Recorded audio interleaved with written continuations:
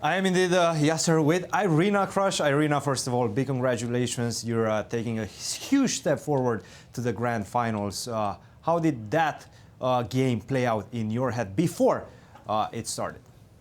Yeah, so I would say that this game was, it couldn't have gone any better, right? From the way, I basically carried out the strategy that I set before the game, and what was that strategy? Yeah, what was that strategy? I mean, should I tell you my strategy for the match? Maybe after the match, Cristian, you know? But I think if you just look at this game, you will understand what the strategy was, and I'm just happy that I executed it. One thing that you mentioned yesterday when we were questioning you about this match was that Alice Lee plays very fast. Nevertheless, she was almost at any point ahead of you on time. Was that part of the strategy? Without revealing too much. Yeah, that's a good question, right? I mean, because that was a very, very noticeable thing about her games in this tournament, is that she was having her opponents at a big time disadvantage. So, of course, I didn't want to have a repeat of that. And yeah, this game I always had at least a little bit more time, and I actually managed to build up more of a lead as we got to the end.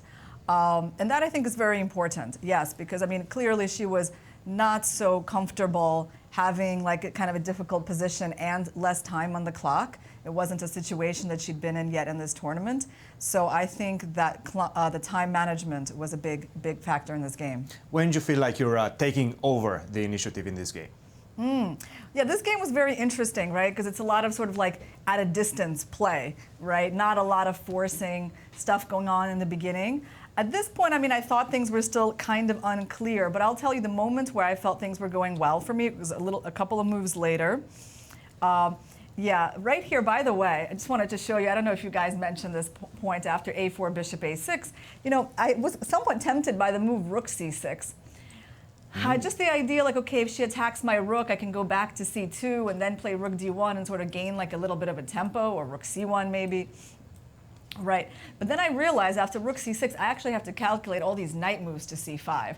Now, I don't know, I felt like probably it should be good for me, but like after bishop b7 and queen d7, you know, I just wasn't that interested in this line. So I was like, no, this is exactly the kind of stuff you don't need to do, Irina, you know? Make it complicated. Right. And so I went rook d1. And still I wasn't so sure about, you know, the evaluation, rook d1, c6, rook c1. And right here was, I think, one of the difficult moments, I mean, when I decided to play knight d3. Because, of course, it lets her trade off the bishop, which is not amazing. But on the other hand, it was hard for me to improve my knight otherwise. And at the point when I realized that my other knight could come back to this square, you know, that was when I knew had things under control. Right here, like, I was very happy after knight e1. And then white just has a pretty clear advantage, and just like it's all one way.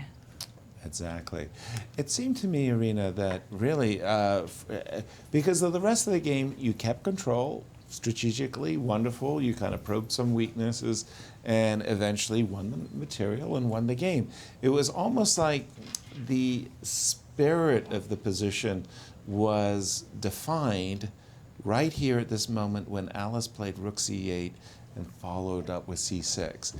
It would have been a completely different type of middle game had she played the move c5, a much more active move. I mean, of course, you can go to some kinds of different, you know, hanging pawn structures or isolated queen pawn structures, and I'm sure you know you have an edge.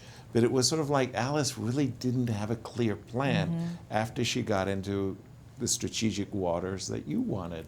Yes. Keep the pieces on the board, keep it static. That's a very good point. Yeah, so right. Of course, c5 was a major idea for black in this game. It was always the question, right? Was she going to play c5 or not? Exactly. It was a huge question, right? And actually, you want your opponents thinking about things like that, having difficult decisions like that, like where they, you know, they have a move that takes the game in a completely different direction, and it's not forced. She doesn't have to play c5, right? It's like you cannot, it's not like c6 immediately. You look at the position and are like, oh, it's terrible for black. No, it doesn't look like that, right? You don't see the danger. And so, but yeah, I mean, c5 was a definitely more active move. It's all gone so swimmingly well. What have you been doing during this pandemic where you're suddenly, I mean, you're not playing playoffs. You're doing great. You're scoring well, and you've now won the first game of the match. Yeah. What's your secret? My secret? I have a couple of secrets, you know. One of them is I go for walks every day. Okay. So I've been doing that the whole tournament.